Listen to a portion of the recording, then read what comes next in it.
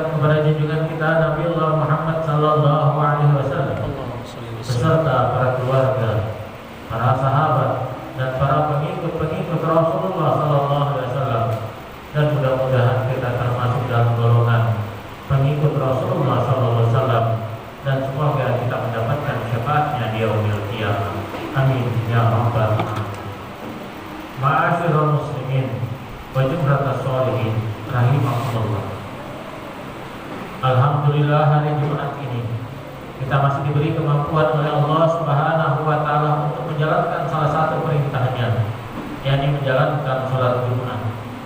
Rasa-rasanya Jumat hari ini adalah hari yang istimewa, karena Jumat hari ini merupakan kita berada di bulan Rabiul Awal, bulan kelahiran manusia paling mulia di jagat raya, bulan Maulidur Rasulullah sallallahu alaihi wasallam.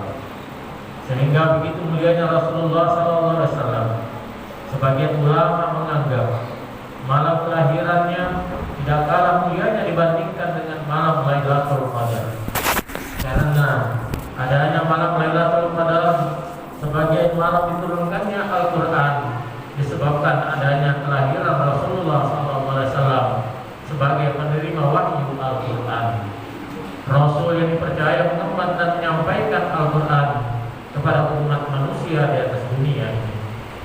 Demikian mulianya Rasulullah SAW, sehingga dalam hadis qudsi diungkapkan, Allah Ta'ala ya Adam laula Muhammad ma khalaqtuka. Allah berkata kepada Nabi Adam alaihissalam, jika tidak karena Muhammad sallallahu alaihi wasallam, aku, kata Allah, tidak akan ciptakan engkau wahai Adam.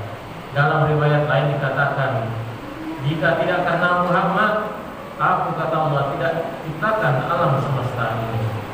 Ma'asyiral muslimin wa jumlatas sholihin rahimakumullah. Akan tetapi sangat disayangkan bahwa bulan Maulid ini malah terkesan menjadi bulan saling menuduh dan membid'ahkan, hanya karena berbeda pendapat mengenai hukum peringatan Maulid Rasul. Padahal tidaklah demikian yang seharusnya.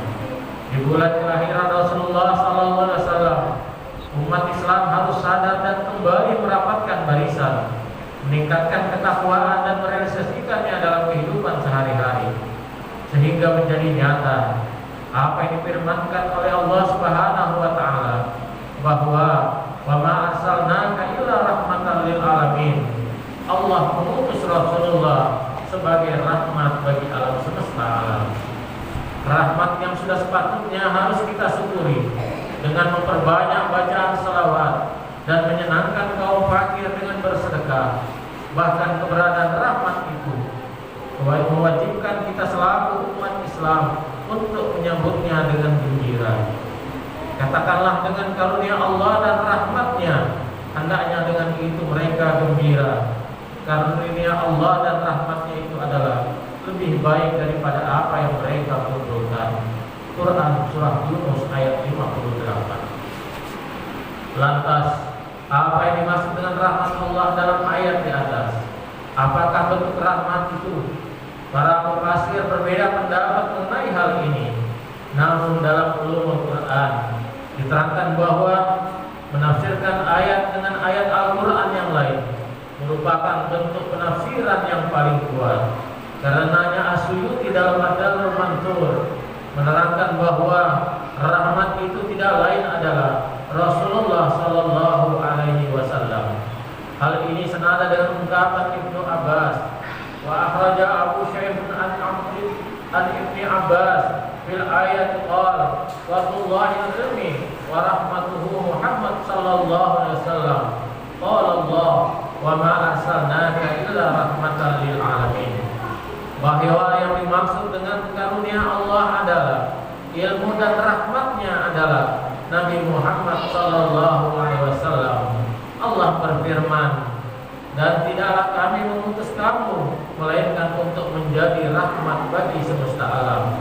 Quran surah Al-Anbiya ayat 107. Maka menjadi jelas bahwa Rasulullah memang diciptakan oleh Allah sebagai rahmat bagi alam jagat raya. Maka kalimat selanjutnya dalam surah Yunus di atas yang berbunyi, hendaklah mereka bergembira, secara otomatis memerintahkan kepada kita umat muslim menyambut gembira atas rahmat tersebut. Ma'asyiral muslimin wa jumlatas sholihin rahimahumullah. Demikian pentingnya merasa bergembira menyambut kelahiran Rasulullah sallallahu alaihi wasallam, sehingga Imam Asyuyuti dalam Husnul Maqsad fi Amal Maulid memberikan petunjuk cara merayakan Maulid Nabi yang benar, bahwa asal perayaan Maulid Nabi Muhammad SAW yaitu manusia berkumpul membaca Al-Quran dan kisah-kisah teladan, kemudian menghidangkan makanan yang dinikmati bersama. Setelah itu mereka pulang. Hanya itu yang dilakukan dan tidak lebih. Semua itu termasuk bid'ah hasanah. Orang-orang yang melakukannya diberikan pahala karena mengagungkan derajat Nabi, menampakkan sukacita dan kegembiraan atas kelahiran Nabi Muhammad SAW yang mulia. Maka hal yang pertama adalah dalam perayaan itu adalah sebagai bentuk kegembiraan umat Islam atas kelahiran Rasulullah adalah dengan membaca Al-Quran. Karena Al-Quran adalah mukjizat Rasulullah sekaligus pedoman hidup bagi umat muslim. Hal yang kedua yang tidak terlewatkan adalah bercerita tentang kisah Rasulullah yang penuh dengan keteladanan. Teladan bagi pemuda, bagi pedagang, bagi seorang suami, bagi seorang pemimpin, dan bagi segenap umat manusia. Ma'asyiral muslimin wa jumlatas sholihin rahimahumullah. Jika kita merasa gembira akan kedatangan Rasulullah, pertanda kita mencintainya. Biasanya orang yang kita cinta akan selalu mengharap berjumpa dengan yang dicinta, sebagaimana layaknya seorang pemuda yang baru merasa gandrung dengan sang kekasih. Ia ingin bertemu walaupun hanya dalam mimpi.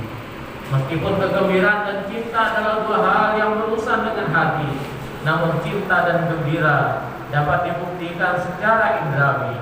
Ada beberapa rambu yang digunakan sebagai alat menimbang kecintaan kita kepada Rasulullah SAW. Yang pertama, barang siapa yang cinta kepada Rasulullah SAW, pastilah dia orang yang taat kepada Rasulullah. Orang itu pasti akan menjalankan segala peraturan syariatnya. Karena itu dijelaskan barang siapa yang menginginkan dapat melihat Rasulullah, hendaklah ia mencintai Rasulullah dengan kecintaan yang menggebu.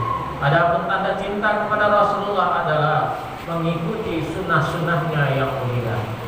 Maka taat kepada ajaran Rasulullah merupakan bukti kecintaan kita kepadanya. Dan ketika seorang hamba telah taat kepada Rasulullah, berarti ia taat kepada Allah Subhanahu wa taala. May yuti'ir Rasul faqad ata Allah. Barang siapa yang taat kepada Rasul, sesungguhnya ia taat kepada Allah Subhanahu wa taala.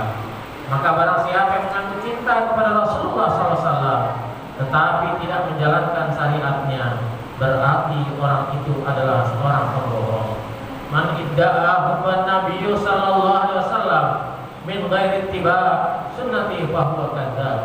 Barang siapa yang mengaku cinta kepada Rasulullah SAW tetapi tidak mengikuti sunnahnya, berarti ia adalah seorang pembohong. Yang kedua, tanda para pecinta Rasulullah SAW adalah seringnya membaca selawat. Sebagaimana sebuah hadis Aisyah radhiyallahu anha menerangkan, barang siapa mencintai Rasulullah SAW, maka ia akan memperbanyak selawat kepadanya. Adapun buahnya adalah memperoleh syafaat beliau dan menyertainya di surga. Selain berfungsi sebagai penanda cinta, selawat kepada Rasulullah juga merupakan tanaman yang buahnya adalah syafaat di surga.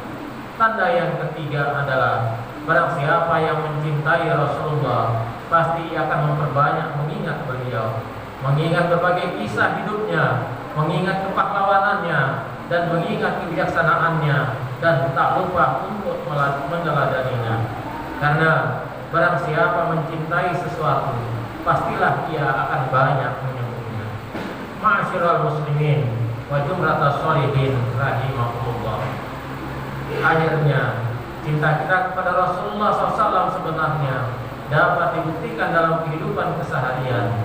Apabila di musim penghujan dan di musim banjir pada saat sekarang ini, di mana banyak sekali keluarga dan saudara seiman yang memerlukan bantuan kita, baik bantuan tenaga maupun bantuan material. Disinilah saatnya kita membuktikan cinta kita kepada Rasulullah dengan meneladani beliau sebagai penolong yang lemah, yang selalu mendahulukan kepentingan orang lain atau kepentingan umat daripada kepentingan pribadi atau kepentingan golongan. Ma'asyiral muslimin wa jumlatas sholihin rahimahumullah. Akhirnya mudah-mudahan kita termasuk golongan orang-orang yang cinta kepada Rasulullah SAW, dan mudah-mudahan kita termasuk golongan orang-orang yang dicintai oleh Rasulullah SAW. Semoga Allah Subhanahu wa Ta'ala menampakkan kepada kita ke dalam golongan orang-orang yang akan mendapatkan syafaat Rasulullah SAW, dan semoga kita diberikan kebahagiaan baik di dunia maupun di akhirat nanti. Amin ya rabbal alamin. Barakallahu li wa lakum fil Qur'anil azim wa nafa'ani wa iyyakum bima fihi minal ayati wa dzikril hakim. Wa taqabbala minni wa minkum tilawatahu innahu huwal ghafurur rahim.